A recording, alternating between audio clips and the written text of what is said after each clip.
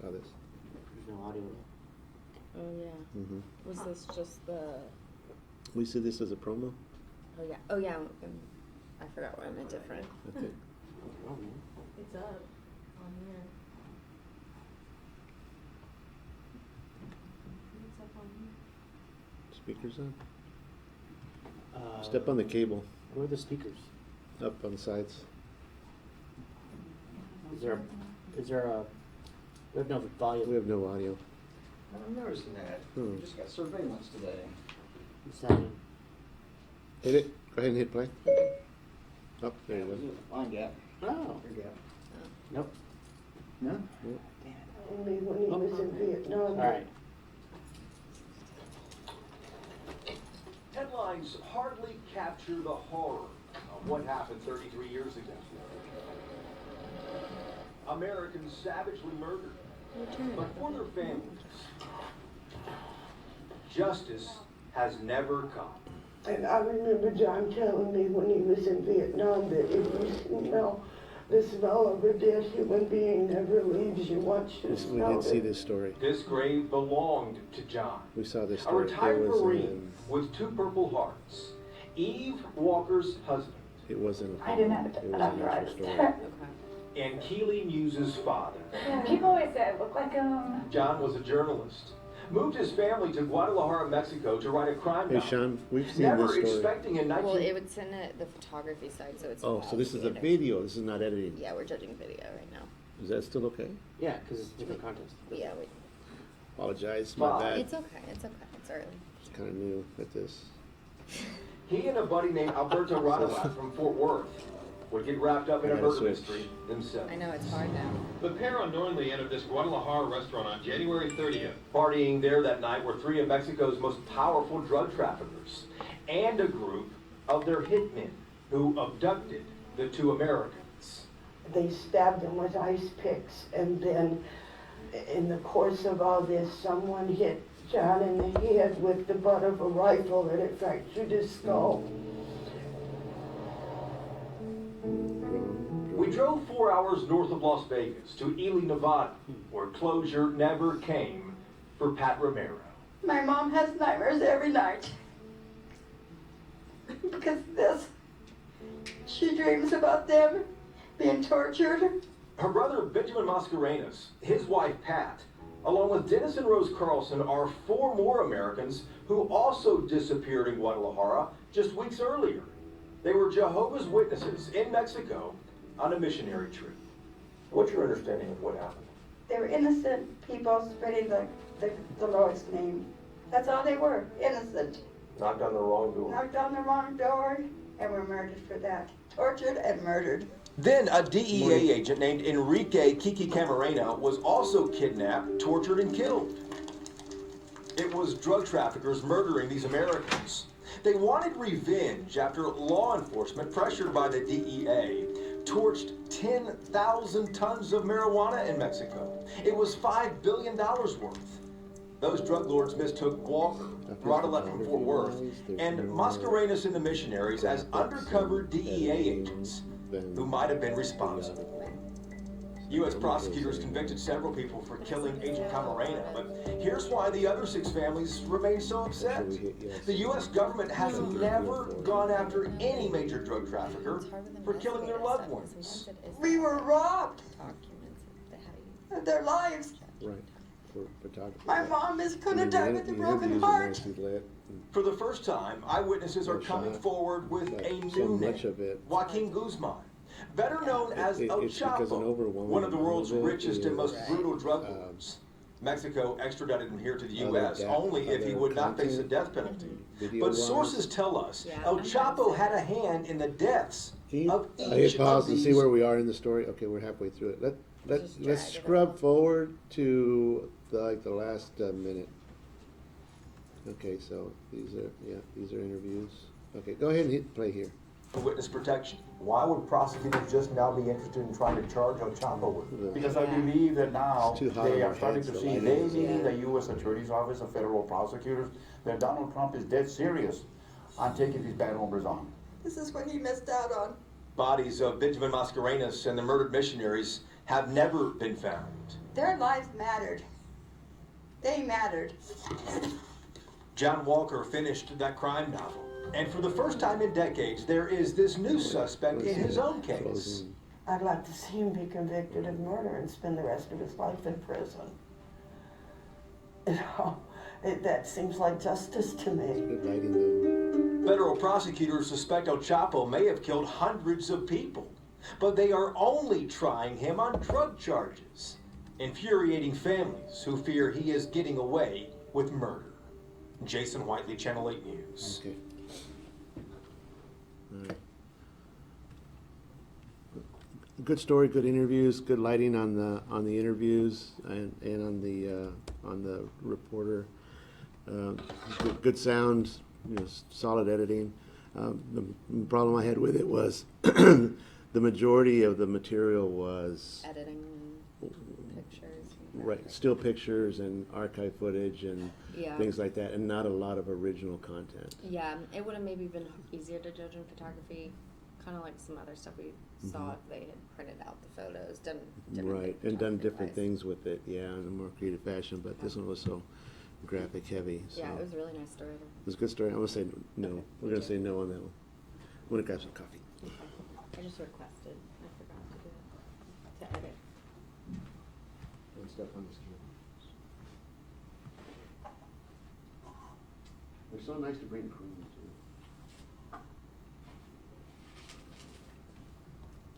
A little slow.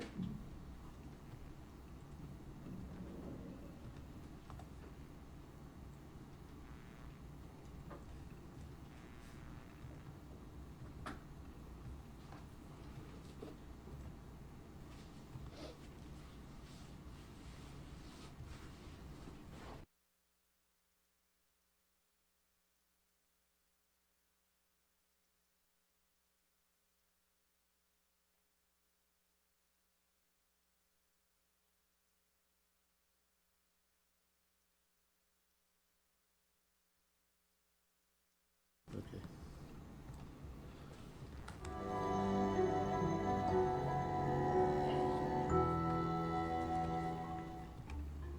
When you get married, it's not, okay, I can discard you.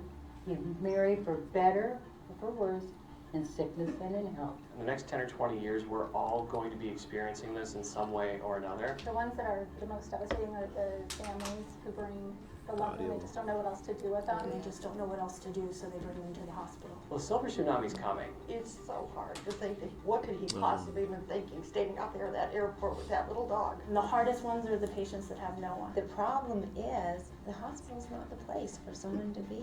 Under the circumstances, she should be punished. Nobody does that anyway. Channel 9 has shown a light on something go. that we as legislators need to step up to the plate and start problem solving. Stranded people in hospitals. It's a growing problem with no simple solution. At-risk adults who've been abandoned end up stuck in local hospitals for months, even years. People like Jerry Ellingson, who was found wandering around and confused inside Denver's airport. His story has become synonymous with this hidden epidemic 9 Wants to Know is uncovering. At any given time, there are hundreds of at-risk adults stranded. He was lost. He didn't know how to turn the faucet on. Even before his journey began. He gets confused, well, why am I walking from this table to there? What am I doing with this? 80-year-old Jerry Ellingson, who has Alzheimer's, was living in Florida with his brother and nephew. Nobody else wanted him. I said, yeah, he's more than welcome to come stay here. So he did, for a few weeks. He started screaming at us. And the next thing we knew, he packed all of his bags up and out the front door he went. Jerry's sister-in-law said they had no choice but to call his daughter. Eventually she came and got him and took him down to Fort Myers and put him in a motel. There, Jerry stayed for a few more weeks until his daughter gave up as well. Pamela Roth, who had power of attorney at the time, sent her dad home to someone you'd think would take him in, his wife, Jackie. Pamela said goodbye to her father, sending him by himself on a one-way trip to Denver. The only warning he and his dog were coming, this text. My dad and Corky will arrive on a flight in Denver tomorrow afternoon. Welcome to Denver. On the ground in Denver, Hold on, for departure. no sign of Jackie. United employees called police. There's this man walking around Denver airport, not knowing who he is or where he is. What do you think Jerry was experiencing when this was happening? Fear. Fear. Jerry didn't know where he was and why he was there. He couldn't give police answers. Police reports paint a picture of how officers struggled with this case and hit a brick wall when calling Jerry's estranged wife, Jackie. Your relationship with Jerry, where is it at right now as it stands? I have no use for him. I mean, a man that wants to kill me, come on, I don't want to live with him. Nobody would take Jerry in. Not his wife, not his daughter, who even texted, "If you need to drop my dad at a homeless shelter, it's fine. I just want him to have a roof over his head, please." She could care less about her dad.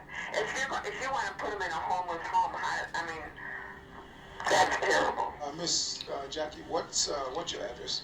Why do you want to know? I'm not. If he comes to my house, I'm not letting him in. Police, with no options left, called an ambulance that took him here.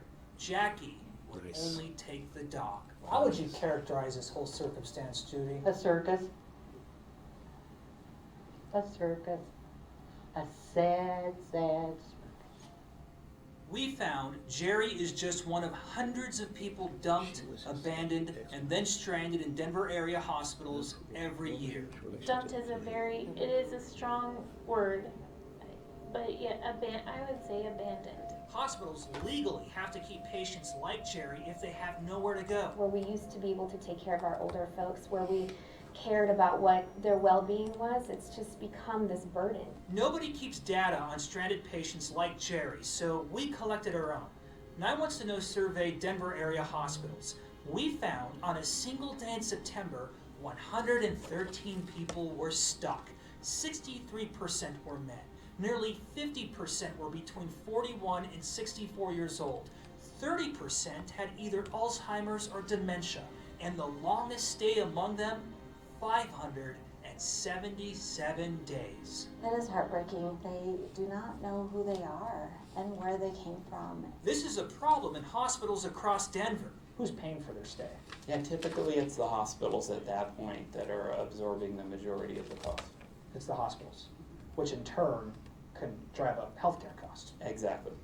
So we should all be concerned. Absolutely. Many of the stranded are poor. Getting them on Medicaid is one thing. Finding a facility to take them in is another.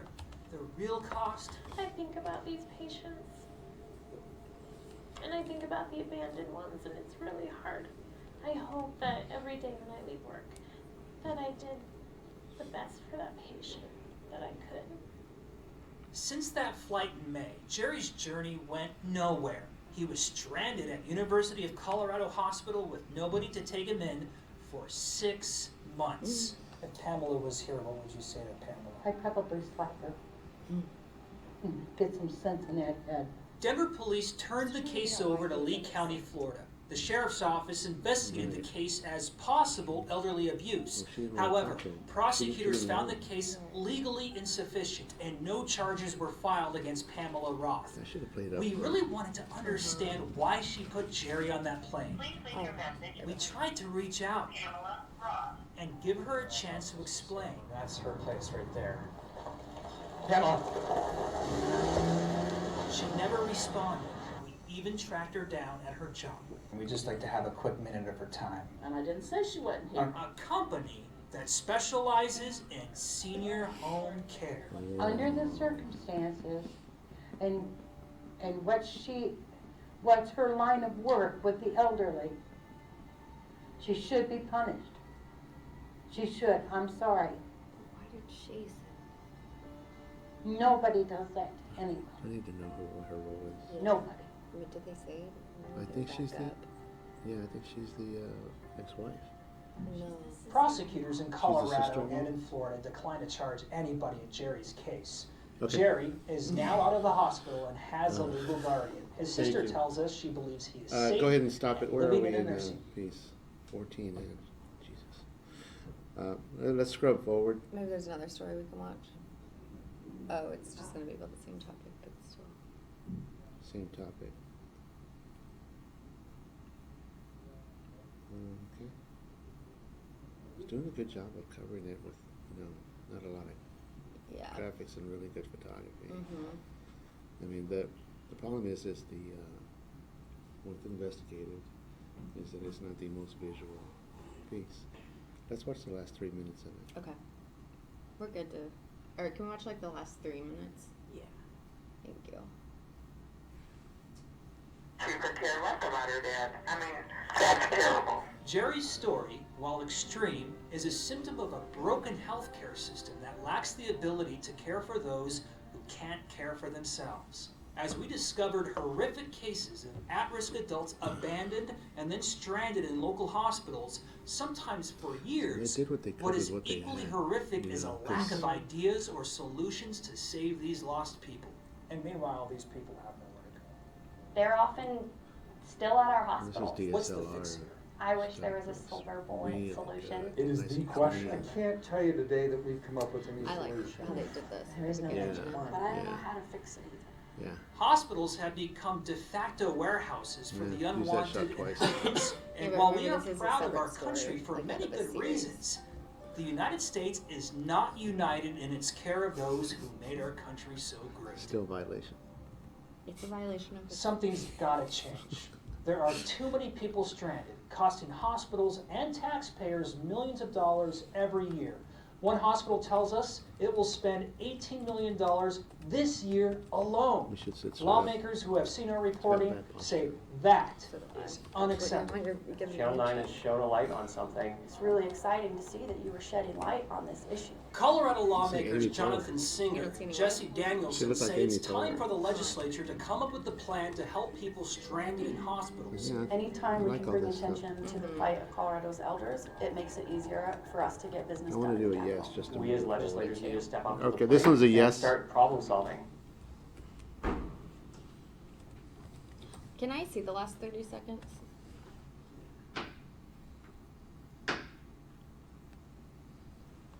That's good. Graph is trying to help change those rules. It could mean opening beds for patients who have mental health issues, who basically have no place to go. Let's hope all this talk turns into some action. This problem with people stranded in hospitals is unacceptable. It's expensive, it puts a burden on hospitals, and it's just The not problem with humane. this two It's camera time for real sometimes, which solutions. I It's like time going back and to forth. rescue But those when they who are go stranded. ahead and back up about 10 seconds, notice how when they cut to it, he looks like he's looking away. See? Yeah. But he's looking at this camera. Unacceptable. Yeah. It's So, expensive, that's- Right. it puts a I don't know. That's There's so nothing you can do nitpicky. about it, but that's Yeah. a nitpicky thing Yeah. that I just noticed that I've never noticed before. But okay, so that one's a yes. We're moving that forward.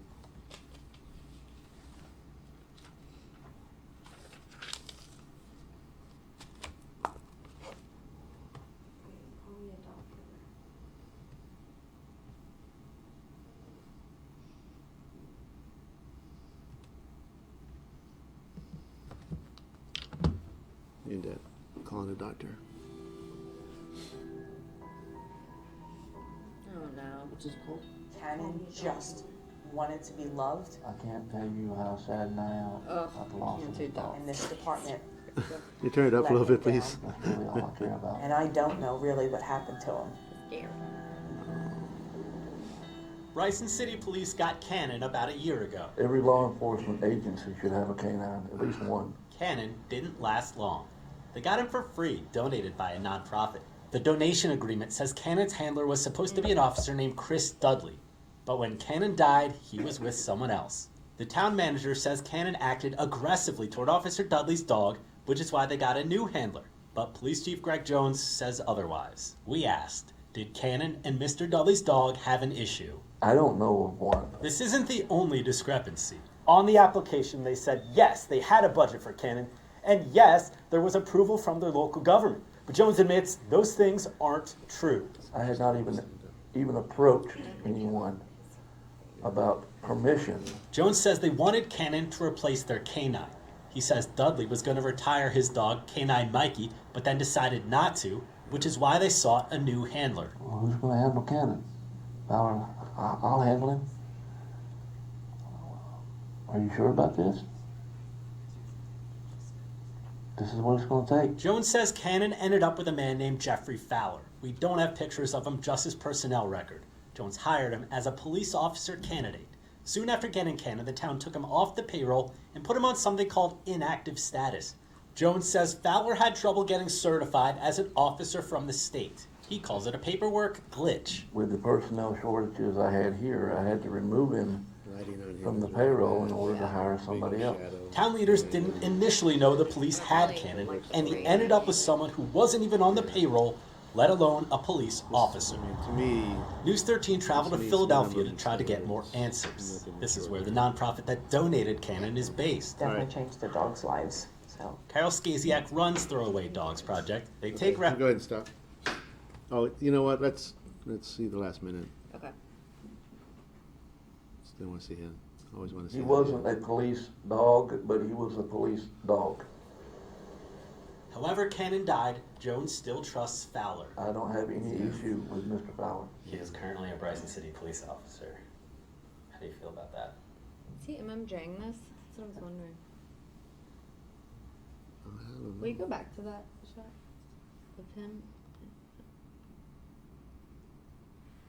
Yeah, what Still is trusts that? Fowler. I think don't it- have he's an any MMJ. issue with Mr. Fowler. Like He is investor. currently a Bryson City police officer. It's the camera. How do you feel about that? Well, it's Or unless it's, oh, because I think he might be MMJing. I mean, not that it matters, I just yeah. found it interesting. Well, that lantern is covering his face. That's a shame. Yeah. I have never met. Yeah. No, that was. Yeah, every shot's got to be really good, you know, and that one Pathetic. is covering the reporter's face. That's the word. Pathetic. Fowler's personnel record shows he returned to the department in early September. The town declined our request to interview him. In Bryson City, Aaron Adelson, News 13. Yeah. I think he MMJ'd. You think he MMJ'd that? I do. Okay. Well, even if he did, it meets minimum standards for what it was, but it doesn't rise to the level of what we have. This is a couple of mistakes. I mean, there was that picture of the dog with the car in the background. You know, use that once, twice, but it was pretty repetitive in nature. Yeah, there's some lighting. Lighting issues on the interviews wasn't all that great. So. All right, let's move on. That's a no on that one.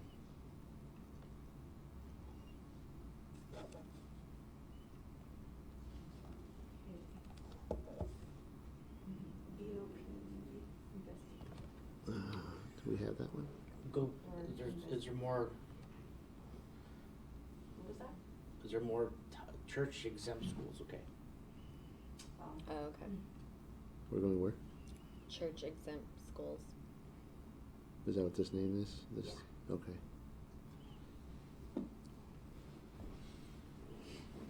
Hey, Chief, you ain't doing no better. It's an interview that ends abruptly. When this man takes off his mic I had enough of this. Thank you for that. and finally walks out. This moment didn't just happen. It was the culmination of a 7-month Fox 45 investigation that started when this woman contacted Project Baltimore. I was like, is this real high school diploma from the state of Maryland? Andrea Harrison is a former caseworker who helps city residents find jobs. A few years ago, she started seeing clients with a new type of high school diploma, and something didn't seem right. I would say the reading level was very low, and people were struggling with, basic words. So that's a problem. This is a copy of that diploma, issued by New Spiritual Foundation Christian Academy. It has a raised seal, the image of the Great Seal of Maryland, stating the student has completed Maryland State curriculum. I think, I like that. Yeah. this high school diploma is fraudulent. I wouldn't say it to the person, but in my mind, I would say it. So is this a fraudulent diploma? Here's what we found. New Spiritual is what's known as a church-exempt school. What's that? It comes from an old state law, which allows religious institutions to set up private schools. There's 534 in Maryland. Many are supported by large churches. New Spiritual is here on East Federal Street, on the second floor of this Baltimore row home. We get the individual who's been thrown out of 6 schools. Basically the system has no more place for that individual. Kirk Bridgeforth founded the school in 2006. There is a need for what we provide. New Spiritual's website promotes a quality education. You are on your way to becoming a great achiever. It features happy graduates. Videos highlight a curriculum for excellence. Young people the skills. If there's no one checking the credentials, the credibility, Not a big tight shot. that's disheartening, to say the least. If the state was checking, here's what it may find. On one of the school's websites, former students call it a scam and a diploma fake. One person says they got a lawyer because their diploma was a phony. Why? Because this diploma is not accepted at local universities. Students can get into community colleges, but those are open access. Anyone can enroll. People the skills. Remember that Curriculum for Excellence video? Well, it's from the Scottish Government YouTube channel. To find out more, visit scotland.gov. As for that OSU professor prominently featured on the website, we called him. He said he gave New Spiritual permission to use his name, but knows very little about the school. And then there's this. That highly touted accreditation is from the Faith-Based Christian Services of Maryland. We sat down and talked about what standards that should be met for a Christian education. The CEO of Faith-Based is Tiffany Outerbridge, who we learned is also a founding member of New Spiritual. Is that a conflict of interest? No. That a founder accredits to school? No. Okay. Accreditation is vital to a school, but we couldn't find anything about faith-based. No website, no social media, no business registration. It's like it doesn't exist. So we asked Bridgeforth. Where are they out of? Do you think when they're using Baltimore. Well, highlighting no, they're not. those words, We finally tracked down faith-based, but it's not in Maryland. An address on New Spiritual's website led us here, to this apartment, in this housing complex, in Newport News, Virginia. There's a thing in this country called separation of church and state, I think. It applies here. The state seems to agree. In a statement to Fox 45, the Department of Education said church-exempt schools fall under the guidance of their sponsoring church organizations, and as such, are exempt under the state law from the oversight of the state board. It's an empty promise. This caseworker told Fox 45 if there's no oversight to protect the students, the system's broken. It could be a click, a little click faster. 20, 30, 40-year-olds with this diploma. And something has to be done. We can't, I disagree with it not being any type of checks and balances. It doesn't make sense. It's just gonna sound like that. There you go, he's coming right now. This man, who we're not identifying, is a student in Towson University. But today, Is that your packet? My packet. he went back to high school. How'd it go? It was not what I expected. We equipped him with an undercover camera and sent him inside New Spiritual Foundation Christian Academy, a school run out of this row home in East Baltimore. You just gonna keep rolling on the door?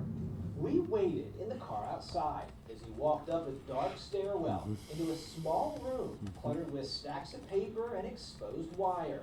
At the top of the steps, he met the school's founder, Kirk Bridgeforth. Bridgeforth founded New Spiritual in 2006 as a church-exempt school. It's a special status granted by the state for religious institutions to set up private schools. It's another story. Maryland has 534. Is that what you're Your saying? tip led to using a the Fox same chat? 45 No, investigation that looked I'm like into right New up Spiritual's to, okay, credentials and what does he have to accreditation. say? Now you're Maybe retelling me promoting the story quality that I already. education that is not delivering Oh to yeah, I feel like on students. the last story we And never then really. we found this. The State Department of Education, following state law, provides zero academic oversight once it approves So it's retelling a the church story. exempt school. The schools I'm assuming it set ran on their a own different night, standards. maybe? So we Yeah. sent in a student undercover I would think to find out what it takes to get a high school diploma from New Spiritual.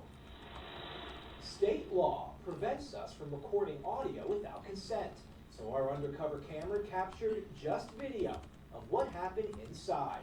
Our student enrolled by giving Bridgeforth $180 cash, seen here. That. In exchange, he got his first assignment, a 21-page work packet that covers some English, science, 1,584 and ends with math, decimals, fractions, and angles. is 5 3/4. But what challenged our student the most was not the questions, Using a dictionary. it was the mistakes. Underlining words you do not Yeah, is that know. like a little So guide they're or trying they to do say that on editing? underlining. That I think first it is. I assignment think it's Oh, all dictionary one online, versus honestly. turned out to be his only assignment. A few days later, he took his final exam, passed, and got this, his high school diploma. Wait, were there other How people long there did it with take him? you to fill out the Why didn't he packet? point that About out? an hour, give or take. He How long along did it with. take you to complete that test? Took me about an hour and 10 minutes, I believe. So it took you Oh, that's Cool. 2 I love hours that. and 15 minutes to get your high school diploma Around then, yes. That's real nice. and $180. Yes. The 2-hour diploma. We had some questions. Who are your students? Who are our students cast offs from Baltimore City Public Schools? Bridgeforth agreed to speak with us, but not at his school. He came to Fox 45. Our goal is to prepare our students to be able to function their freshman year on any college campus. We told him we had been looking into New Spiritual, and then we told him this. We had somebody enroll in your school. Who is that? I'm not gonna give you the person's name. According to these transcripts, our student got a 3.1 GPA, straight B's. In his 2 hours, he apparently took a lot of classes, including film appreciation, phys ed, and computer applications. 23 credits I love total this. from 4 instructors, though 3 he never met. It took us about 2 hours and 15 minutes of total work to get a diploma from your school. We showed our transcripts to Bridgeforth. How do we know whether legitimate or not? So you're saying this is not from your school? It looks like our stuff. That's because it is. Let's ask him about it. Chemistry 2, Chemistry 3, he got B's in those. These classes are being taken in your school? Yeah. Yeah. All the stuff that was on the transcript, I didn't do half of that. He got a B- in essay writing, and he didn't write an essay. 75 Service hours is the one that really stuck out to us, because he didn't do any service hours. He It's did. up to the student to get that. So you just take their word for it? Yes. 9th grade. A 9th grader could probably do this. We showed New Spiritual's work packet to Diana Dinkins at the Druid Heights Community Development Center, which offers free GED classes in West Baltimore. It looks like I could have just printed it out on my computer at home.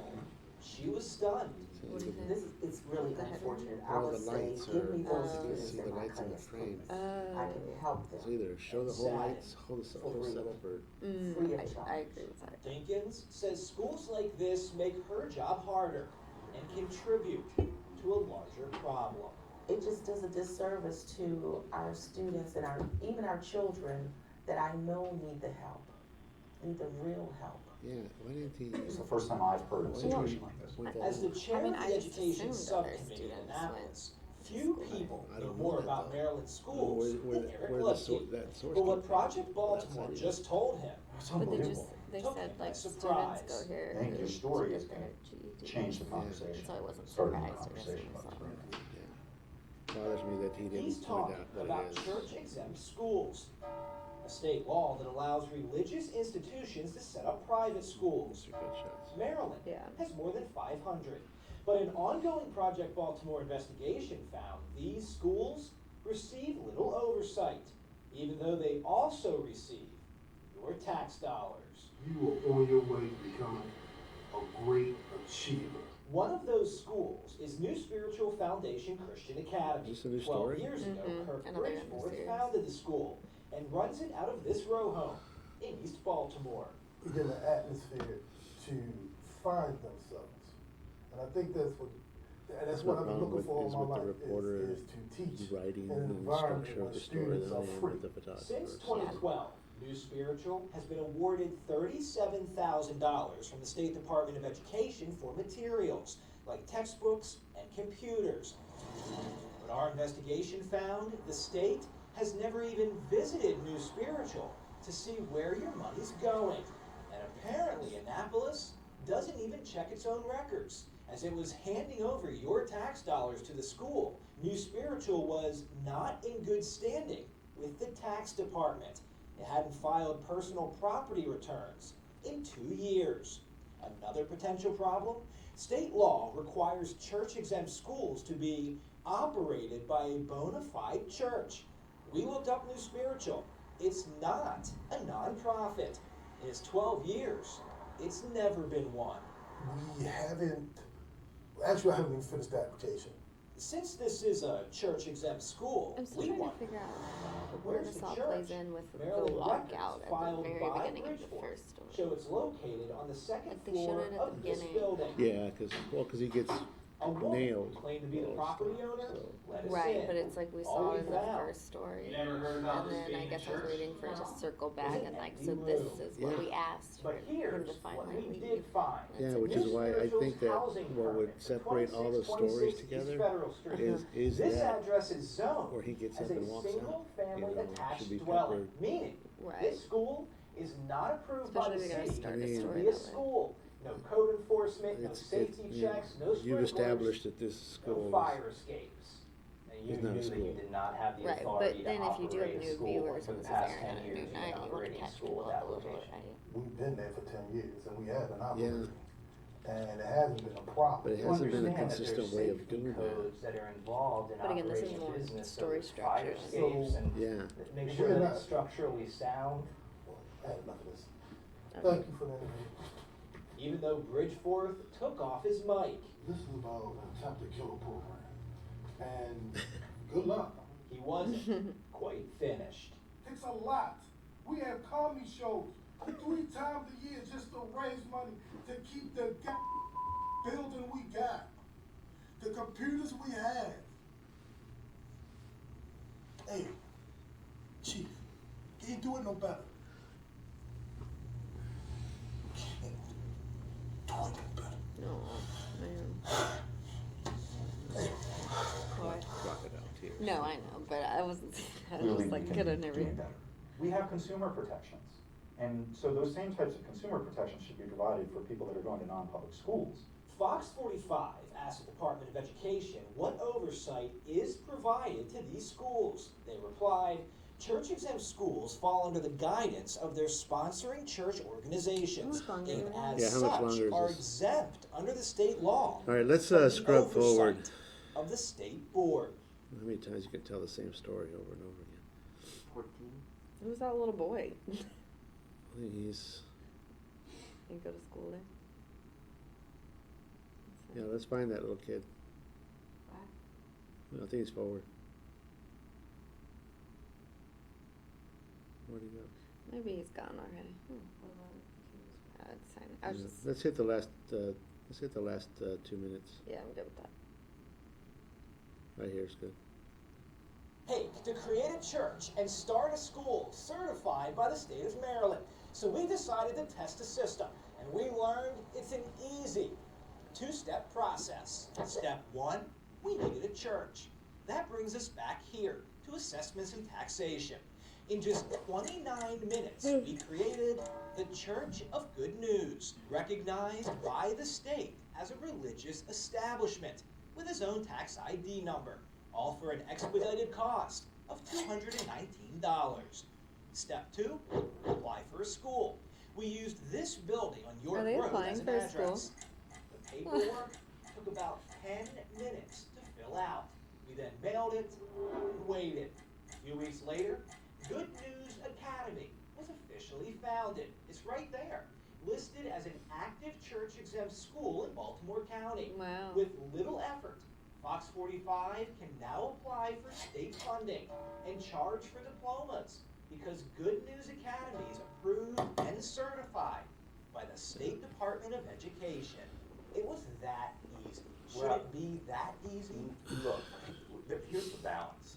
There are small Shouldn't have churches that been closer to the who front have of the small story? schools that are legitimate. Yes. The ones that you uncovered are blatantly committing fraud. Should have been taken this long to get to this part of the story. Education policy. We need to require. All right, we're good. But when the legislative You session good? begins in Okay. What do you think? Yeah. Yeah, me too. What was that, 17 minutes? Well, it was multiple stories. Yeah, about 11 minutes too long, though. That's a yes, though? Yes. Yeah, that's a yes. Church exempt schools. Some more coffee. Me too. She brought some fresh one. What's the name of it? These are not in the order that. It's church something. No, next one. Oh, the next one. The one you're about to. This was really I think this is this is enough. We did it. That's in the reading. That's the next one, right? Would you like some? Strangling I look like I didn't even realize I did that. Serve me, clown. Is that right? That's good. That's great.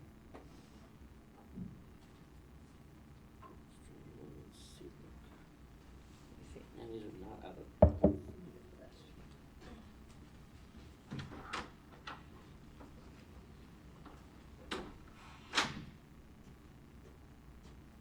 That was Blaine. What was the last one? The church, right? Church, yeah.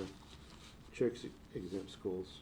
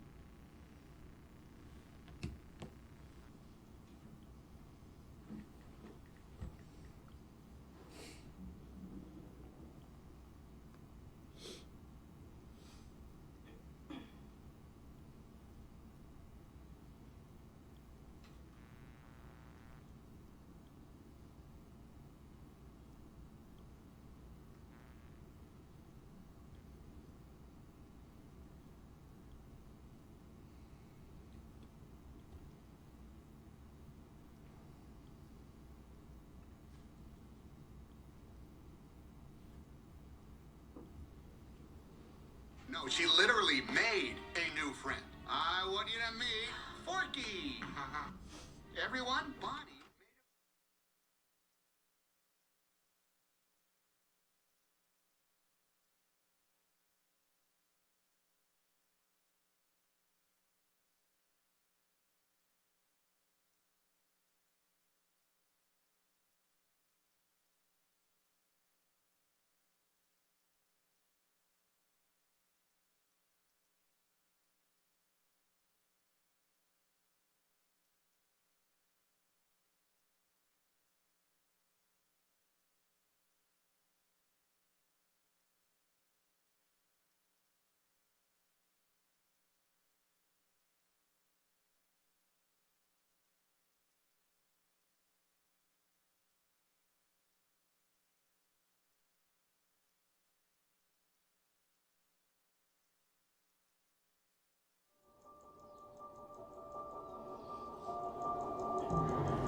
Such a pretty place.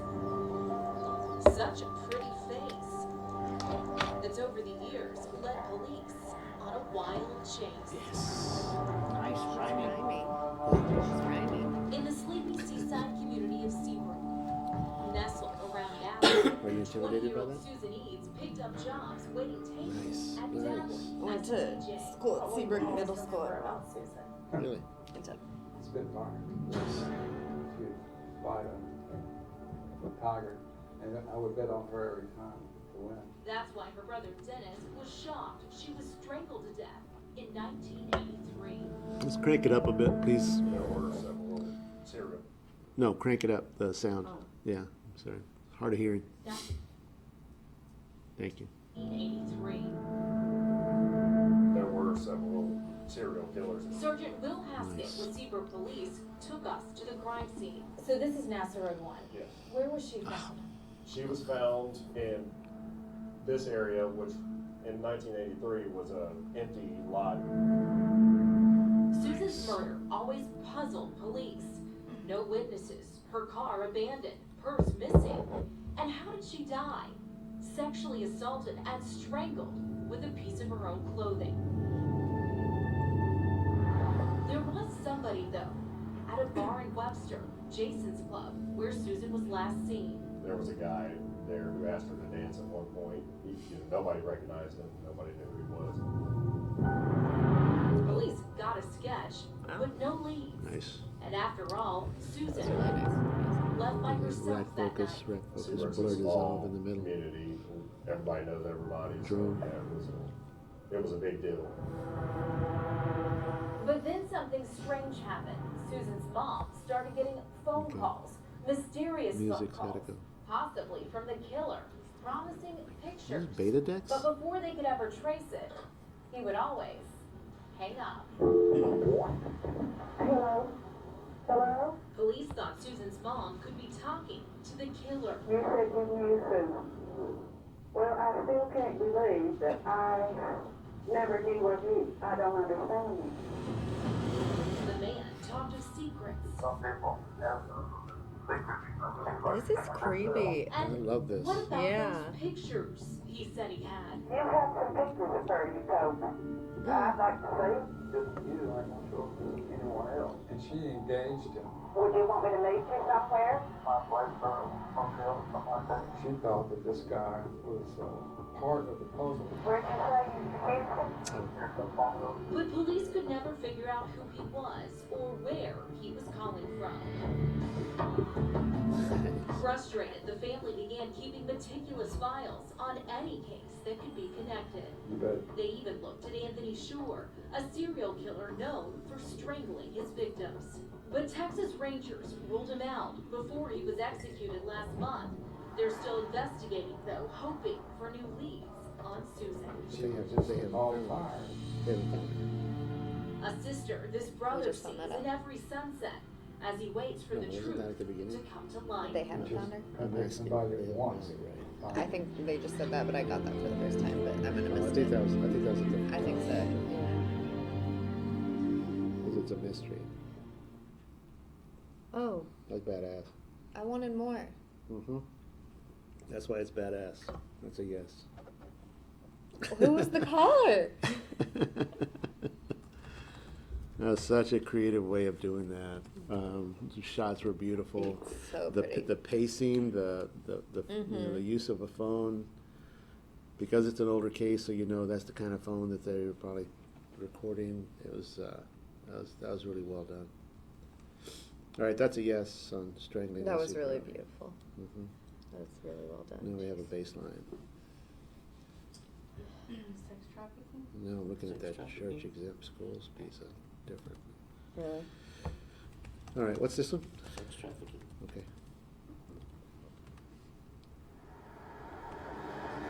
They pretty much put her through hell. Gang rape?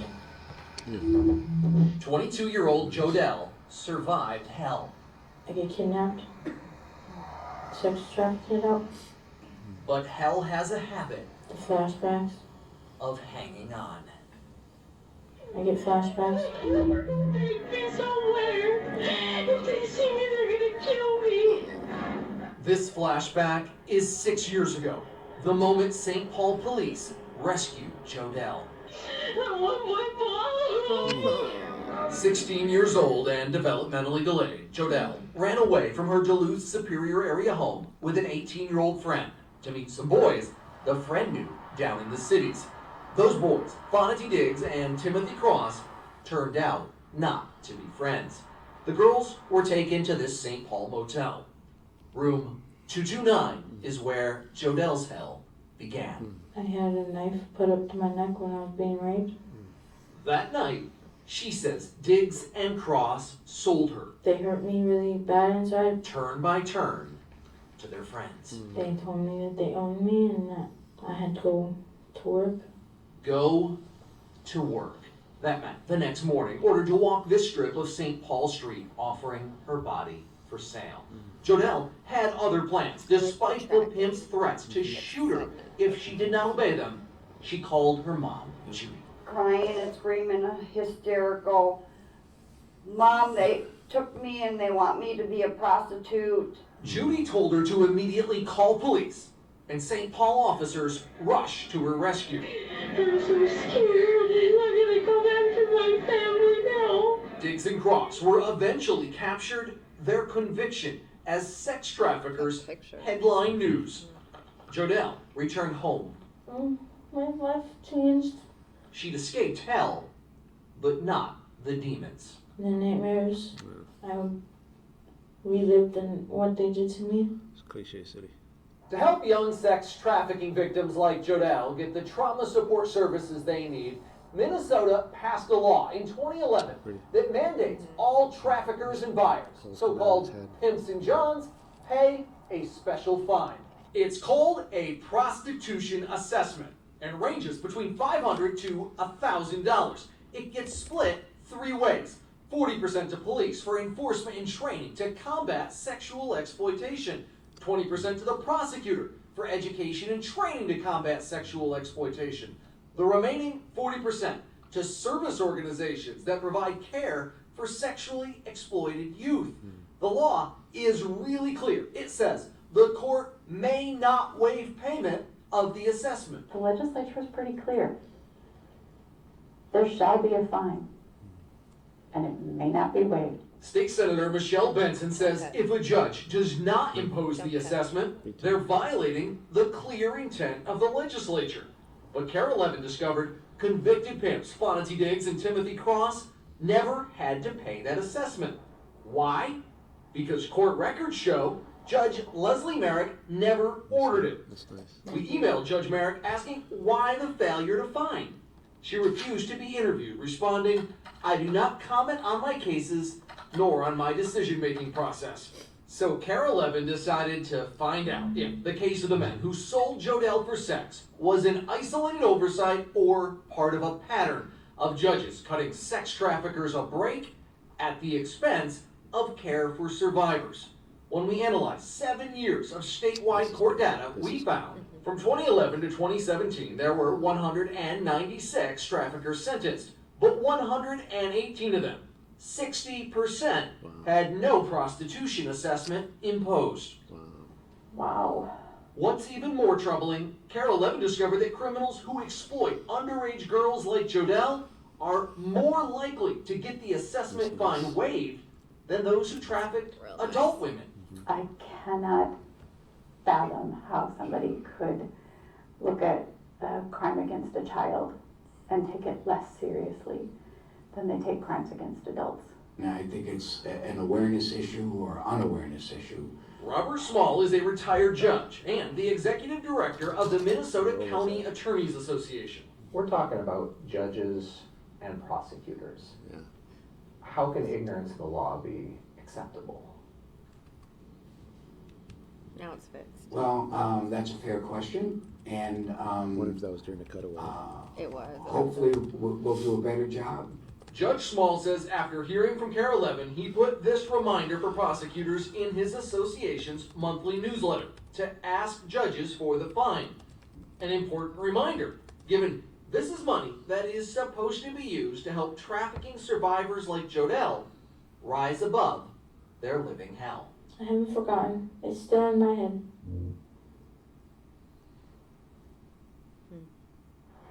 911, where's your emergency?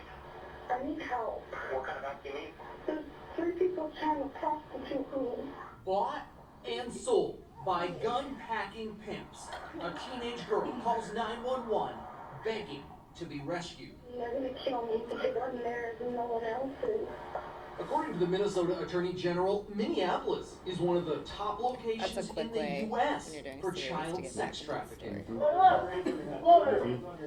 For years, Carol Levin Investigates that. has documented the busts of those Especially who now buy comparing women it to and the other children one, for sex. where they like re-set it up for a minute. It's The so takedowns of confusing, traffickers Put your hands up. and the rescue of victims like this one, the girl from the 911 call you're about to meet. Take me somewhere.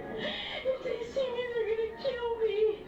Rescue is not the same as recovery, My life changed. as 22-year-old Jodelle can attest.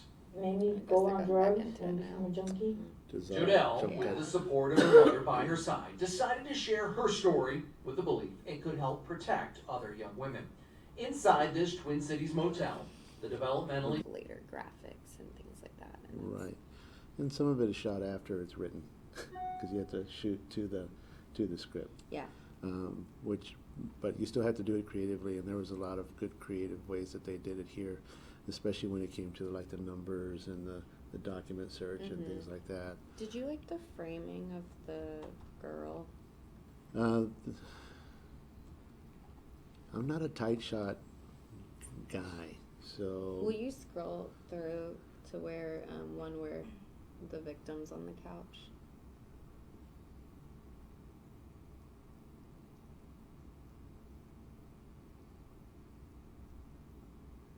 Yeah. I don't know. I mean, To me, it's not the tight bothering me. It's that she's kind of in the middle of. She's off to the left. Screen. Yeah, Yeah. she's that lighting's bad. There's a wall behind her, which I know sometimes it's just like couch wall, but I don't know. Yeah, go back and show the cutaway of the Reporter. Oh man, look at that lighting! Holy cow! Oh man, that's bad. And it's half of his face is I in know shadow. it's their house, but it's like, yeah, they don't have a good house to shoot in with just that cream wall behind each of them. Right. But but the other stuff, the transitions and these things, and helping the story move along, you did a pretty good job of. Mm-hmm. But yeah, there are some basics that should have been there. So then, is that enough to say no? I don't know. Yeah, I think so. I changed your mind. You did. Jeez. Okay. It's a no on that one. If we were judging editing, Right. Yeah, if that was an editing piece, it would have moved on. Really great, yeah. But it's photography and lighting should be good. And even in the stand-up, there was kind of a pole coming through his head. Oh, I missed that. Yeah. Mike and Quita, it's often said you need money to make money. Cities operate under that same premise, which is why so many give it away in order to attract businesses and events. In fact, the Defenders uncovered Austin has given away more than $36 million the last 3 years. When you play a game, your next move is often dependent on how much money you have in the bank. Running a city is similar. You collect fees in order to keep the game going. Like a fee for a building permit, a landscape inspection, or security for a big event. But in order to land a good festival, business, or development, many cities like Austin sometimes waive those fees. What's surprising is how little we really know about how these fees are waived. Tom Smith is the former director of Public Citizen Austin, a nonprofit watchdog group that fears the city is playing games with your money.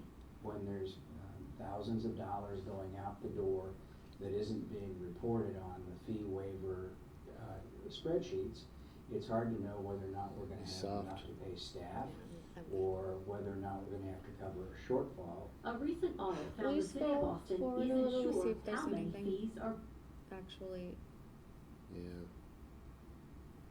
Let's see the stand-up. Fees to pay for. Yeah.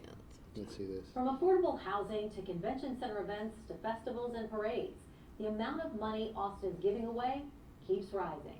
It's a multi-million-dollar problem. The Defenders uncovered fee waivers.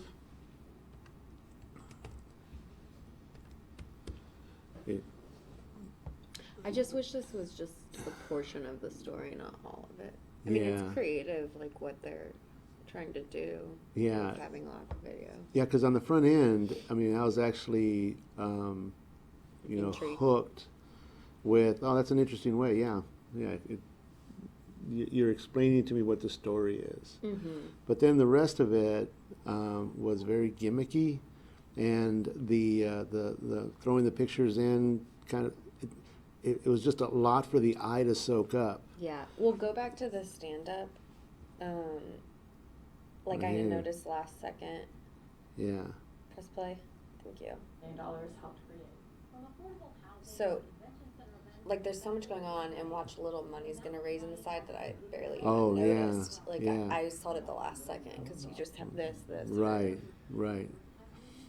Yeah, when there's so much, there's way too much going on. When there's so much going on. And it's inconsistent, and it doesn't help you tell the story. Yeah. All right. Okay, thank you. So that's a no? That's a no.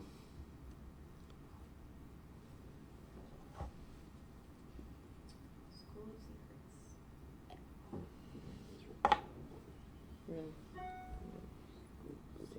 Where's that one? One of Colorado's most prestigious school districts has been keeping some filthy, dark secrets. You, as the superintendent, should know how many times police have come to your schools to take reports of sexual assault.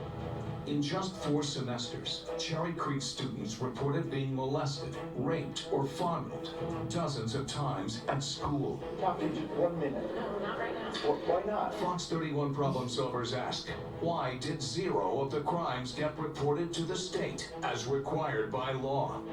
In today's story you'll see only on Fox, the Cherry Creek School District has been repeatedly underreporting sex crimes which allegedly occur on school grounds. From not telling police, to not telling parents, to not telling state educators. It's a pattern Fox 31 investigative reporter Chris Halsney has spent months uncovering.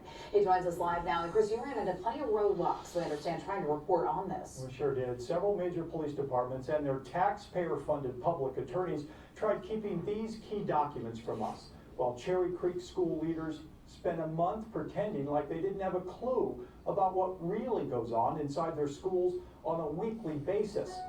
The stack of sex assault reports makes that hard to believe. Cherry Creek High, October 2017. Somebody out of high school and adult sexual assault taking on. For the 4th time in about a year, Greenwood Village Police investigate a sex assault here. This time, unlawful sexual contact when a male student touched a female student's breasts repeatedly. At Smoky Hill High, Aurora sex crime detectives investigated a pair of gang-related rapes in a track shed.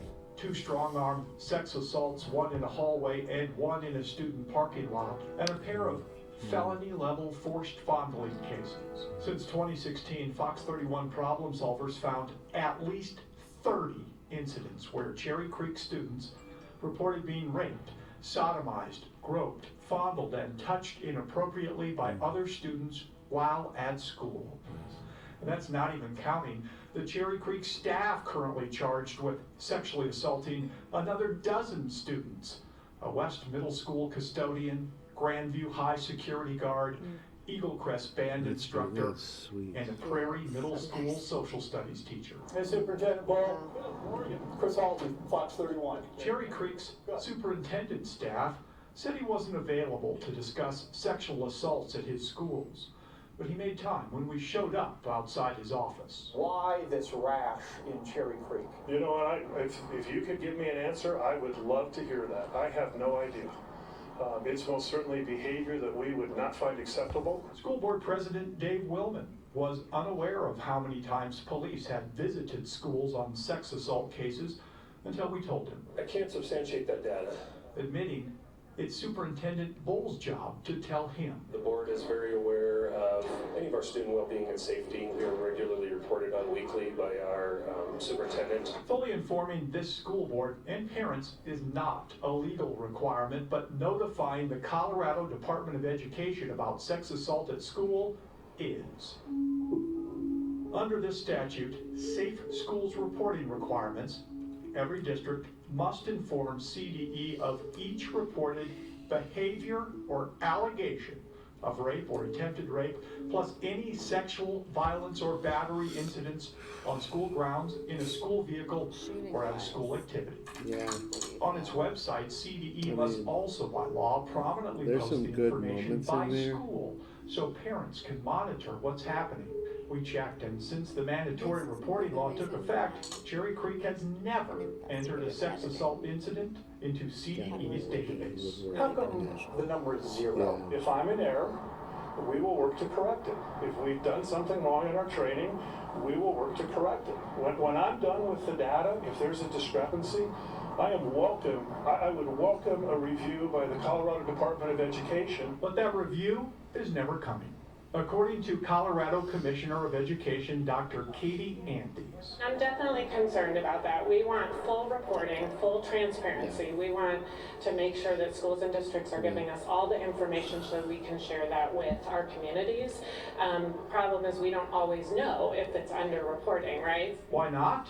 Because Dr. Antes tells Fox 31 the legislature never gave her agency the authority to audit school districts. We are not an enforcement agency in this, so we do not have any of those abilities right now. Would you like to get them?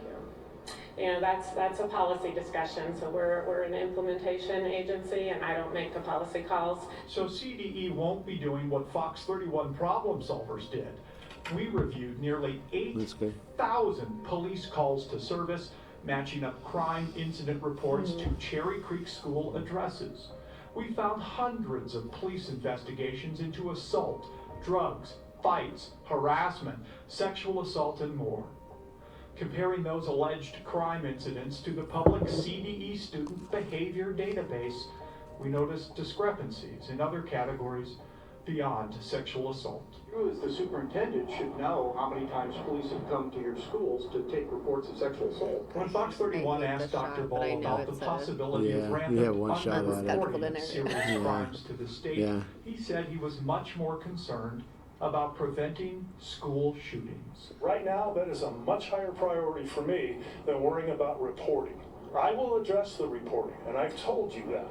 But I'm trying to make sure that all of the children in this school district are safe, and I'm trying to calm parents' fears. So I'm just telling you that, Superintendent, to you as a reporter, because I know that's cut. Because you won't put that in your story. Why not? Well, I'm telling you. Parents, the parents are looking to you to make sure their kids are safe. When you're talking about shootings, but parents are also looking to you to make sure that their kids are safe from sexual assault when they go to school. That's why we're going through every piece of data that you've asked us to go through. Student-on-student sex assaults from playgrounds to classrooms. If these police reports are any indication, the Cherry Creek District still has plenty of work to do before being fully transparent about what's happening inside its schools. The district would not confirm, but imply they have a different standard for reporting than laid out in the law. Instead of telling CDE about each reported behavior or I'm allegation, gonna bet there's gonna be a lot of the same. Let's go ahead and scroll through to the next. Okay. Yeah, because there's a lot of the same. Yeah. Yes. A lot of the same. I want to see that. Let's go back. Let's check out the silhouette. Yeah. When one student Let's go back a little further because I think she introduced. Assault, but after it happened, she did what every student victim is supposed to do. So your daughter immediately told an adult at the school. Yes, right when it happened. And they That's nice. No, they didn't call me. Documents are behind them. Didn't call police. Didn't report the alleged incident to the Colorado Department of Education.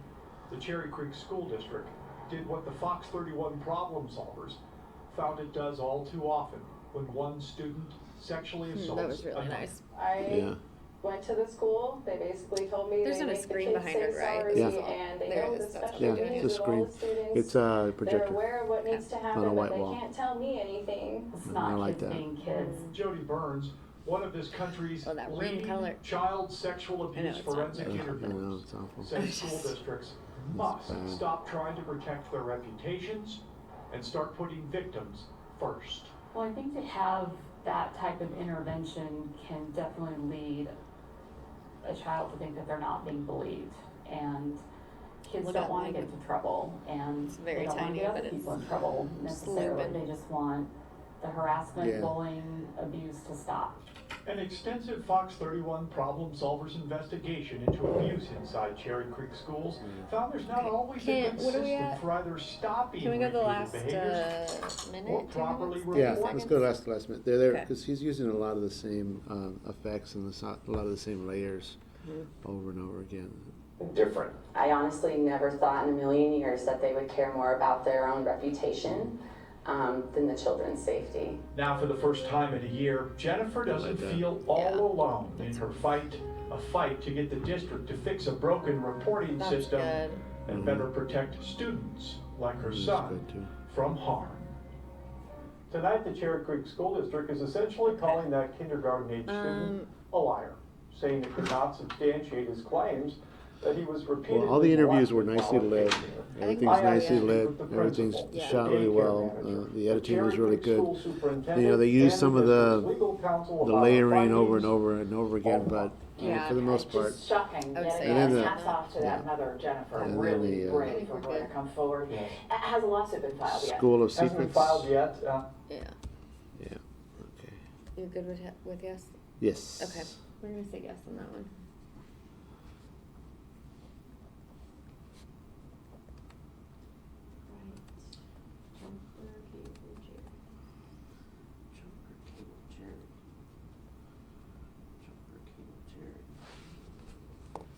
Jumper Cable Jerry. Oh, there he is. On Carter Road in Decatur, Start up. Ann Barr is on a mission. They gotta stop this guy. He's a menace to this neighborhood. Jump cut. Very horrible. It's ridiculous. Show his picture of people. Like, Oh, you yeah, can we hear know that. him. Yep. But nobody's willing to talk about where he is. She and her dog Roxy are on the lookout Come here. Come for a man who is more than just a neighborhood nuisance. That's the guy. That's the guy.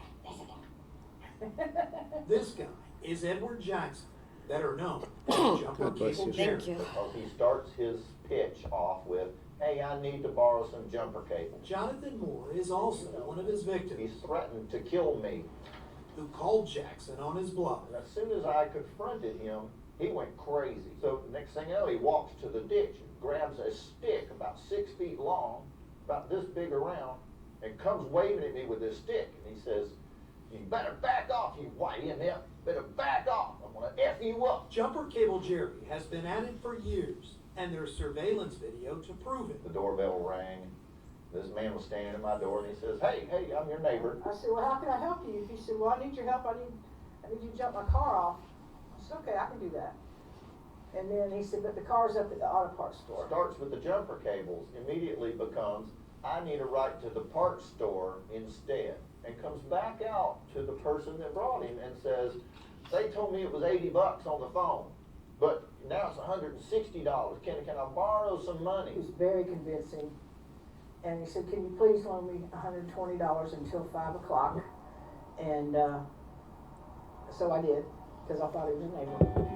It's the same old spiel, which most have heard about by now. Yeah, okay. And Becky Stovall has even written a song about it. Jumper Cable Jerry, you're getting kind of scary. Well, he sparked my attention, and it was the historical figure for our songwriting group, and that's who I chose as my historical figure. He's been here since 1991, as far as I know. I will not go to AutoZone, you cannot call me right. We looked into Edward Jackson and found he is no stranger to the law. DeKalb County Police have arrested him 14 times in as many years for theft, DUI, and lying to officers. And after getting out of jail last July, another warrant was issued for Jackson after he failed to appear in court on a battery charge. And yet he remains at large. It's unacceptable. We hang up signs, and he comes right behind us and pulls the signs down. So we went looking for Jumper Cable Jerry. Do you know when he moved or where he moved? Okay. Do you know if he lived here at any point? It turns out how much you need to jump some cars off and stuff? police found him in Atlanta 2 months ago and took him back to DeKalb County Jail. Okay. Ain't no bad guy, man. Go off the We have another Turn around. to get a successful prosecution, but it's gonna be up to, what the prosecutor presents. While he's still threatening to bash my head. In court, victims sounded Oh, off there he on is. A bunch Jackson. of folks have literally hundreds of stories. I was a victim of this gentleman here. It's a shame, because you want to help people, but Did you you see don't that? know who you can trust. And the judge ultimately denied his bond. Yeah, But Jumbo Cable Jerry has already left his mark. I will not go to. It just makes you stop How and think, much? wow, you Is know, there who any can you more on trust this? and who can't you Okay, trust? It's we're good. not Okay. hard. Jumper Cable Jerry, somehow I know.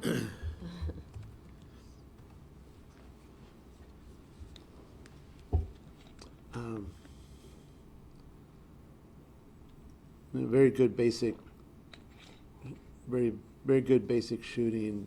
Not a ton of creativity. Yeah. You know, the interviews are good. He had good characters, interesting story, but it doesn't rise to the level of what it's up against. Yeah, I agree. It's a no.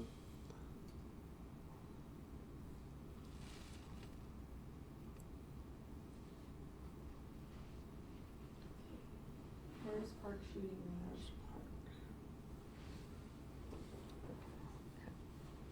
Far off the beaten path in a very rural part of Park County sits Harris Park. It's a quiet piece of Americana where the slow pace of life is ever prevalent. And so are gunshots. Fired from a few miles away up a dusty dirt road on the South Platte Ranger District of the Pike National Forest. And it's just getting worse and worse every year. Joe Samu, who lives in Harris Park, is talking about problems in this shooting area.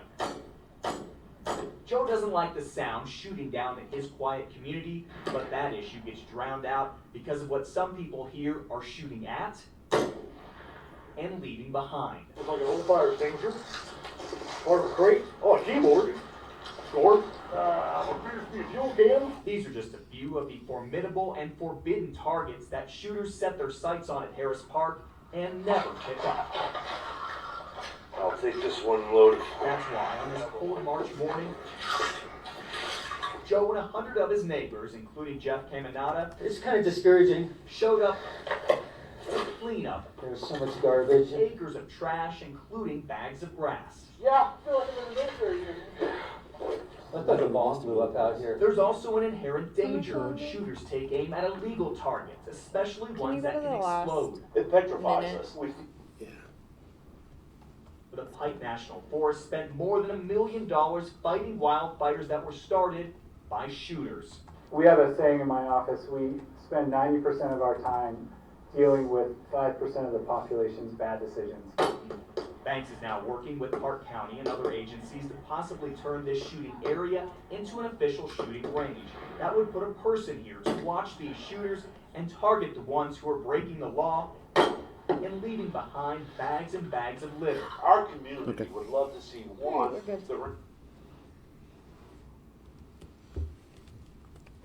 Just basic. I felt it was a basic story. It's kind of a general assignment story more than it was investigative. Yeah. Because of the shooting range, so I'm not even. It's not like those people are hiding doing that. So it was a good general assignment story. It was well shot, but nothing out of the Not compared above to the ordinary. some other things we've seen. Yeah. Yes. No.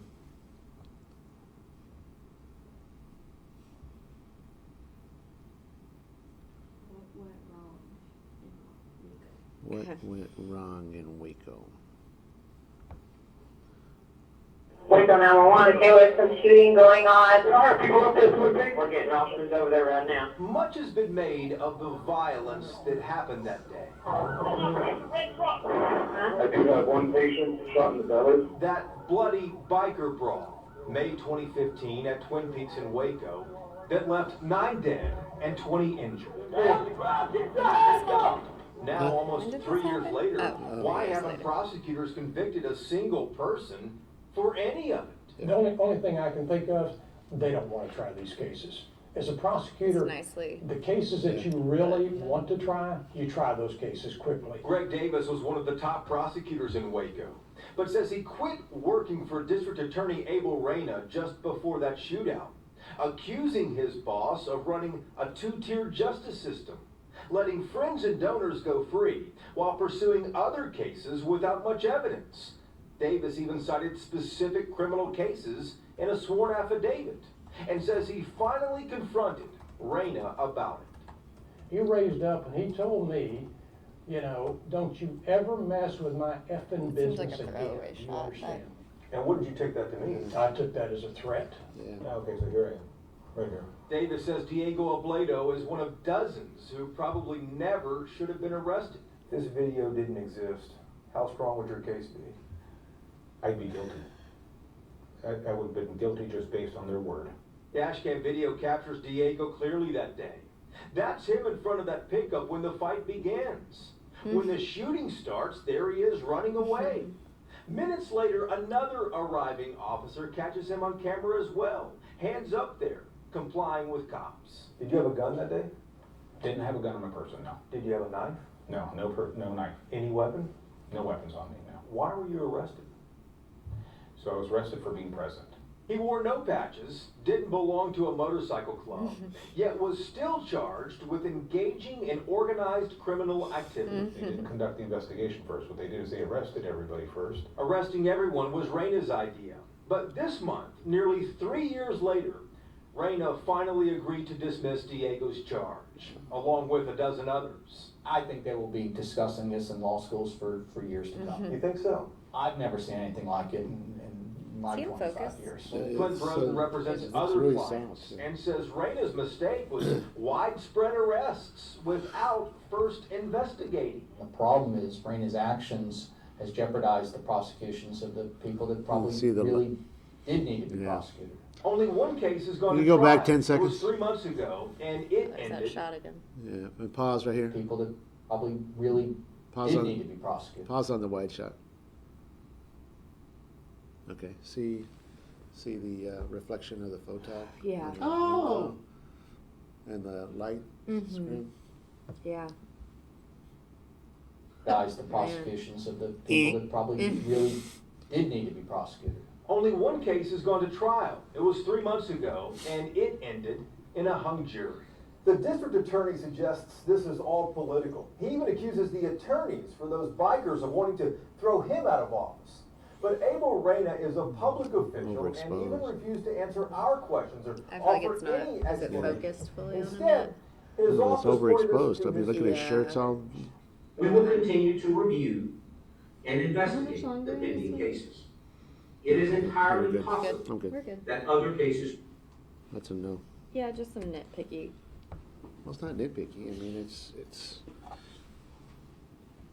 Don't be Alfred Hitchcock. I don't want to see you.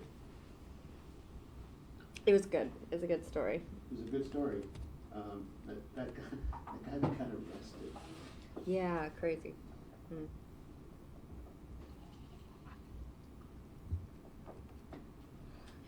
Yeah, and that interview was, he needed to iris down on it because it was hot. Okay, firefighters call for help. Okay. Firefighters. Okay. Try to find it. This drill is a reduced profile drill. We always want to be in contact with our left strap. Right on it, bro. All right, good job. Jacques Roy is a textbook firefighter, physically fit, a captain with many years under his belt serving the city of Stanford where he grew up. But what happened Christmas Day, 2011, got to him. Where have we seen this? I was the guy. I don't. Oh. I was the guy. Oh, it might have been a who tease. hack it. Or I was bump. the guy who needed help. I never thought it would be me, but it was me. With presents wrapped and under the tree, fire broke out at the home of fashion executive Madonna Badger. Oh, we have. It was 'cause merciless. They died. 7-year-old Oh, twins, yeah. their 9-year-old Stuck in the sister, ring. and their maternal No. grandparents all died on Christmas morning.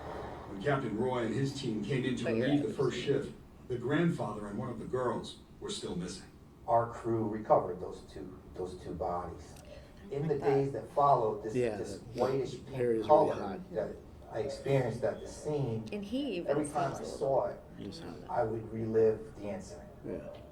And I would drive my kids to school, I dropped them off, and every little girl had a backpack with that color on it. See in your eyes, I mean, you're obviously at a place now where you can comfortably talk about it, but it's still, you know, it's still a struggle with something like that, right? Yeah, it's never pleasant. It's never pleasant. Captain Roy still speaks haltingly about that day. Why are they shooting and is only towards able all to the do light? so after getting the counseling I think he I'm needed good. from a trauma special. Yeah.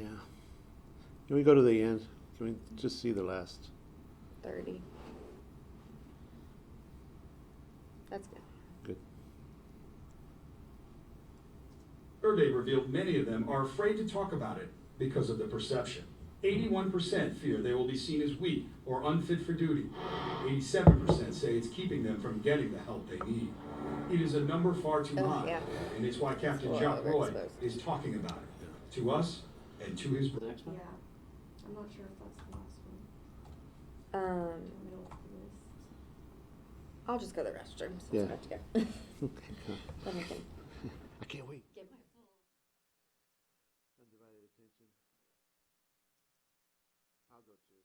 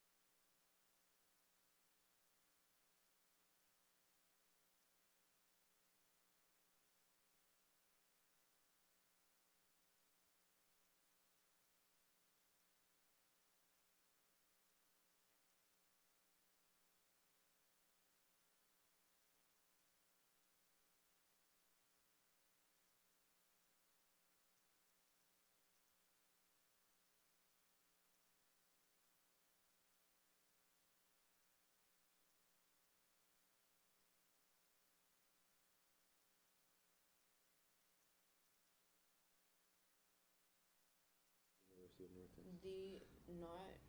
North Texas State, we're good, yeah. That was the most humiliating, scary moment of my life. They take turns just having sex with me. And at this point, I just can't even talk because I don't really know what's happening. What is that? It's a face with a plant. All out hustle by North Texas. Like I was just some piece of meat that they were just literally passing around. I stayed in the shower for like an hour and a half maybe, just trying to wash them off of me. I don't want them to think this is okay. I can put a ball in a basket, so I am invincible. I don't want other girls to go through this.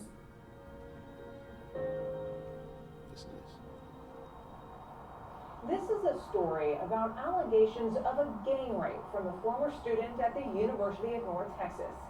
It's also a story about what did and did not happen afterwards. Signs washed out.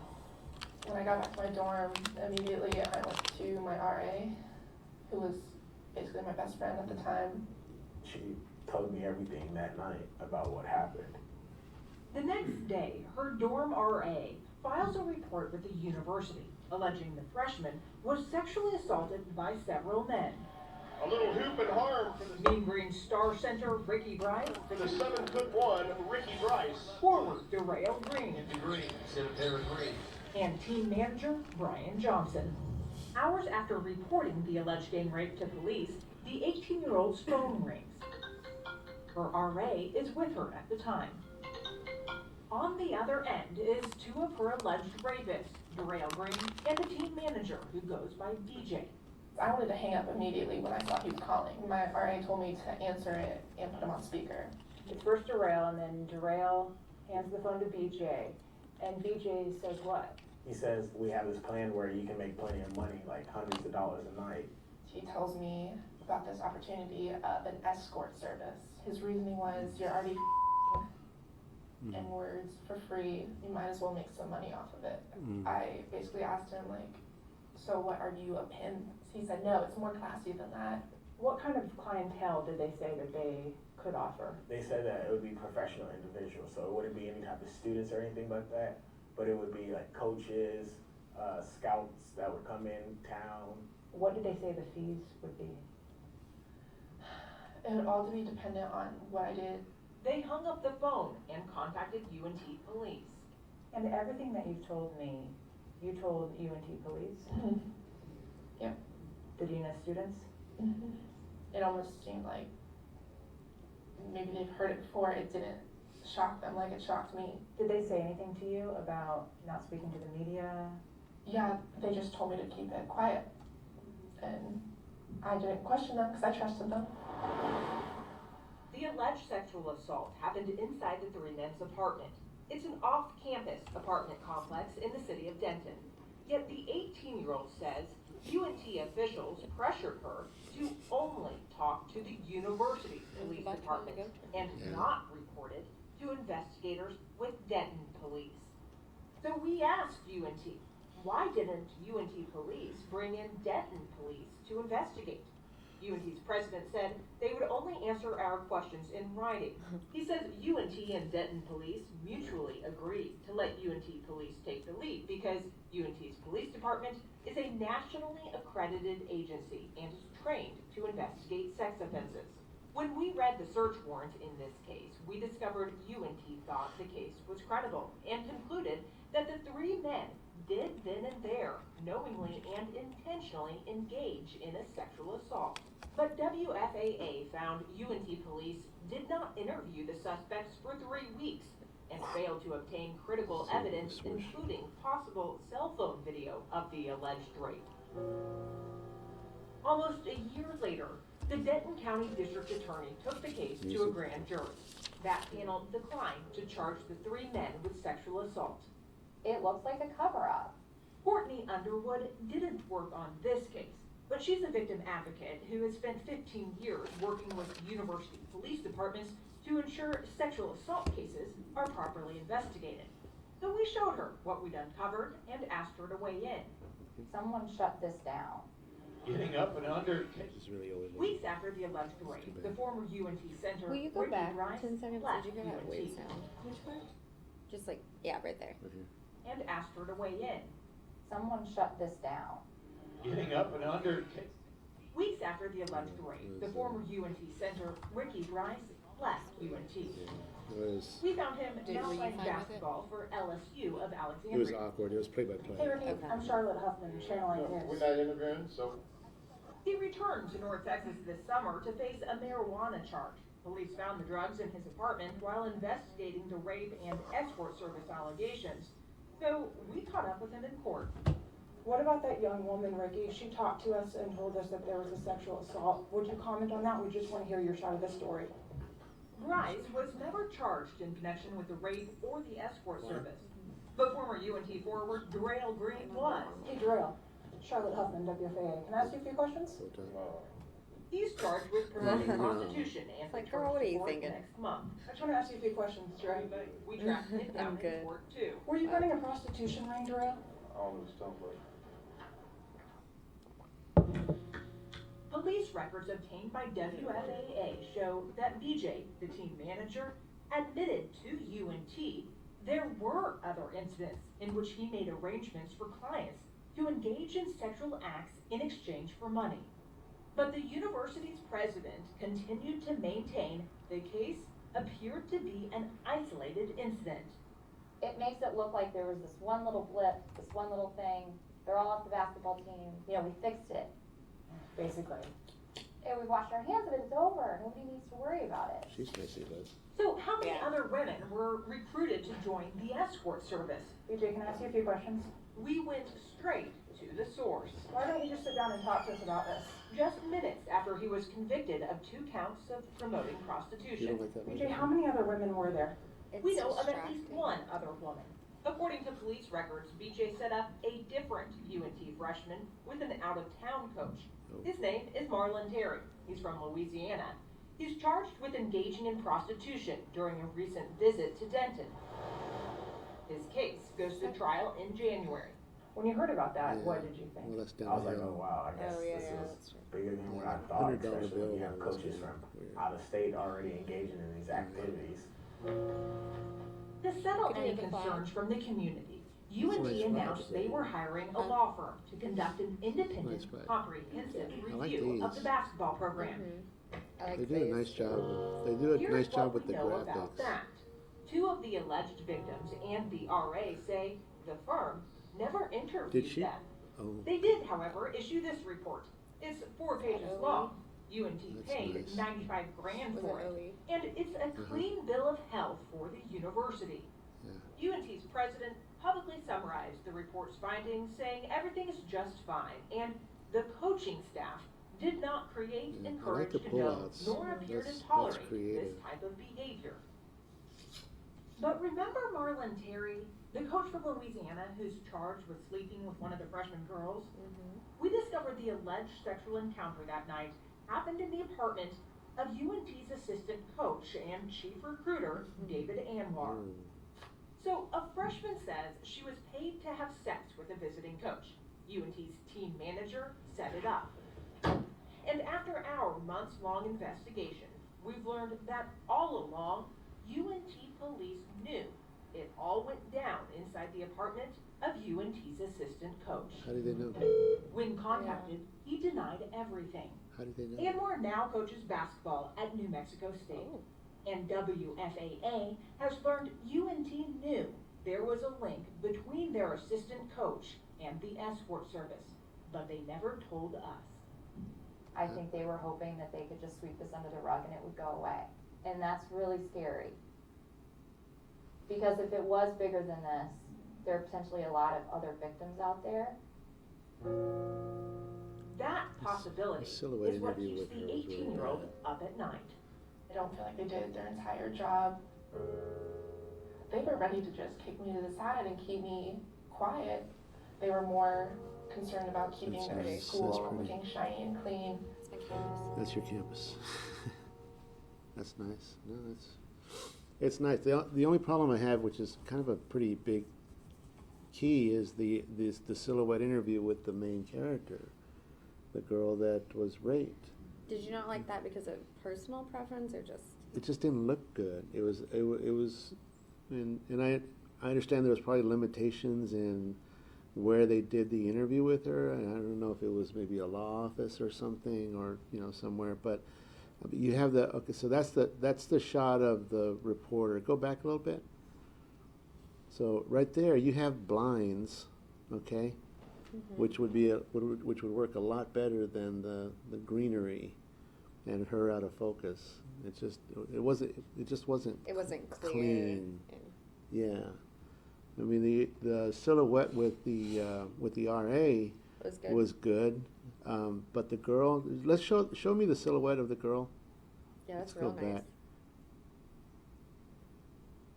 There was a lot of her at the front end. So right here, if you hit play, you can see some of her. And if I knew her, press play. See that pronounced nose and enough of her face. If I knew her, I could figure out who she is. See? Yeah. So you're not protecting your source. That's really the only big thing I have with this story is the silhouette interview. Everything else was really nicely done. And then that stand up, the sign was overexposed. You couldn't see the UNT. Yeah. What did you like about it, photography-wise? Well, photography-wise, I liked, all the landscapes, this stuff, moving through, the creative way of shooting this, these guys. So there was a lot of creativity in it, but just, the big thing, which is the silhouette, fell short. Yeah. I think I fall under if we didn't. Which one was it? The sex. Like if we didn't move over that one, should we not move over this one? The one that where the interview I wasn't fond of. Which one was that? I think it was. So I'm just looking at what we have here. I think it was the girl, the gang rape. Oh yeah, that was sex trafficking failure. Okay. To find series. Yeah, we didn't move that one along. Do you feel like this photography was better than that? Yeah. Yeah. So do you feel comfortable moving? I'd be comfortable moving it forward. Okay. Yeah. Okay, so this one's a yes. Thank you. Sorry that took so long. Haley's indecisiveness. Okay. Just really slowed us down. Bulletproof? Bulletproof. Just the last one? Yes. Okay. Police killed while wrapped up in their protective vests. They did not have the ability to withstand that type of firearm. Shots fired. Medical, come up to the drive. Can more lives be saved by understanding when body armor protects and when it can't? Starting tonight, our team of Fox 31 problem solvers expose deadly trends, grabbing the attention of the Justice Department and local law enforcement alike. And we want to give you a warning right off the bat. This investigative series contains adult content, material some of our viewers are going to find upsetting. Yeah, sadly, that happens when the topic involves more than 100 dead police officers. Dead, even though they wore ballistic safety gear. Investigative reporter Chris Hosney begins our week-long coverage. Bulletproof. By analyzing every cop killing in America over the past decade, one number stood out: 137. That's how many police officers have been murdered with a gun while wearing body armor. We eliminated those cases where the fatal shot was to the head, neck, and legs. That left us with 63 officers killed in the line of duty in the areas in which these were built to defend. Officer down, officer down. Bullet holes and shell casings only begin to tell the horror story of what happened at this Park County home. Facing eviction, Martin Worth opened fire with a .45 caliber rifle on 3 Park County deputies, killing Corporal Nate Carey. He died from one shot through a narrow opening in the armhole of his vest. One of 38 dead police officers we identified over 10 years, killed by a shot that slipped through what's called the Achilles heel of body armor. Sheriff's Office! Douglas County Deputy Jeff Pelley, seen here in this dramatic body camera video under fire from a madman. Open it, open it. I'm bleeding. Where you at?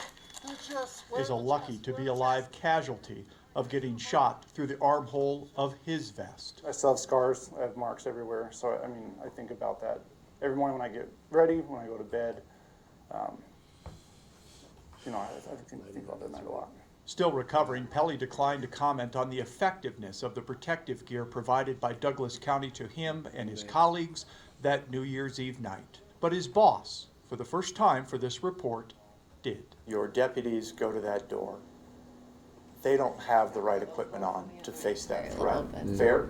Knowing what we know now, yes, that's a fair statement. Matthew, come out! Sheriff Tony Spurlock told us one of his deputies had a ballistic shield, but it wasn't rated It to looks like they had withstand the rifle lights on inside and the ball or office. soft There was body no- armor made to defend it's very against flat. handgun bullets only.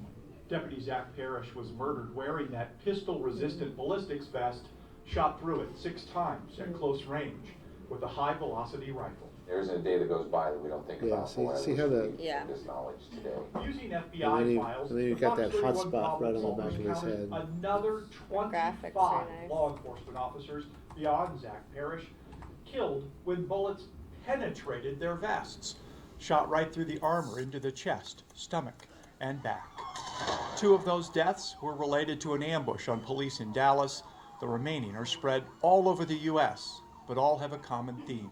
The vests don't technically fail. Rather, they were not rated to withstand this long list of bullets fired at police by criminals. There are some issues around vest design. Boulder County Sheriff Joe Pelley, Jeff's father, tells Fox 31 rifle rounds have become an all too common threat. To stop rifle rounds, deputies need to have additional, what are called level 3 or 4 hard ceramic plates inserted into or worn over the typical soft body armor. It's a $1,400 addition. So you just go to your politicians and they just hand you all the money. Do that, right? Yeah, right. So that was nice. No, that's the other trouble. It's very expensive. With that vest, with just a front plate on, you're looking at about 6 pounds worth of material. Police ballistics protection maker Angel Armor tells Fox 31 problem solvers one of the keys to limiting armhole exposure is to custom fit armor. Another is to design and offer rifle-resistant plates to be comfortably worn all day and night over soft body armor vests for additional protection against high-velocity threats. We want to eliminate the thought of, do I go into this traffic stop and put plates on for that extra protection? Do I go respond to a domestic call and throw plates on? Just eliminate that decision. Zach's tragic loss, we have committed ourselves that we are going to continue to take something as tragic watch another as it story? was. Yeah, let's responsibility scrub through it. to improve and to save lives. Because we got some poor lighting issues going on here. Oh, I want to see that story. Let's go back. I want to see this. This looks like fun. The protective gear before they have a chance to pierce the human body. We want to provide them with the chance to go home and see their loved ones. I like that. A Yeah, worthy that looks mission good. that starts in this controlled lab, but only comes true when the protective gear saves a Nice, life that's on nice. the streets. Now, not unlike the auto industry, police body armor gets constant scrutiny from federal regulators. After the ballistics gear gets approved to sell, inspectors sneak out and follow up, retesting police vests already on the market to make sure the prototypes live up to the strength of the actual manufactured product being worn in the field. We even found a little-known list of recalled vests. In many of those cases, inspectors found problems with weak seams or deteriorating performance due to sun, heat, and or moisture. Chris Alston, Fox 31. GoPro. Our Bulletproof series continues tomorrow with a look at which Metro Police departments do the most to protect their officers. You don't have an option at our police department whether or not you wear a vest. You wear a vest anytime you're in uniform. There's male gunshot wound to the arm and chest. But some departments don't require officers to wear body armor or even want to tell us about what kind of body armor they use. 23 departments surveyed tomorrow night on Fox 31 News at 9. And right now on KDVR.com, we've posted video from a high-speed camera showing exactly how bullets react to different ballistic materials. You'll see an interactive map there detailing why police are being killed despite wearing body armor. Check back each night this week for additional content from our Bulletproof Problem Solvers investigation. Thanks for staying with us. I'm Jeremy Hubbard. And I'm Aristea Brady. Ballistic vests can vary a lot, and so do the policies among police departments. Tonight, investigative reporter Rob Lowe with the departments who spend the most and the upgrades some are now adding to counter violence against police. Rob? Aristea and Jeremy, we surveyed 23 police departments across the metro, and most have policies mandating the use of ballistic vests, but not all. Tonight, a look at who's doing the most. Can we go to the last minute of the series? What's your first name again?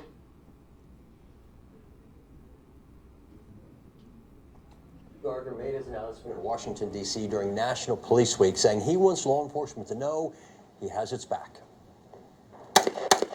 During our series Bulletproof, we told you 63 police officers nationwide have been killed over a 10-year period by bullets that penetrated their body armor or hit them in the armhole. A big reason why is because the vast majority of those cops were wearing level 2 type vests, which stop handgun rounds, but not rifle rounds. Of course, we remember Zachary Parrish in Douglas County. He was killed New Year's Eve after 6 bullets penetrated his vest. Now, Senator Go. All right.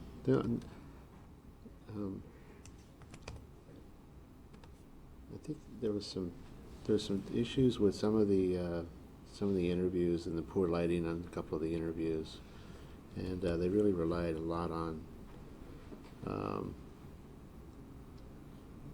look like manufacturers video and nice graphics, and body though, cam stuff. The graphics are really good. But I'm going to say no. By comparison to what we have in the yeses category, it doesn't really quite rise to that level. Agreed. But it's an important series. And I think I got a story idea out of it to go back to Phoenix with, so that'll be good. Okay. Is that it, right? That's it. All right. Sean can move the yeses to the top.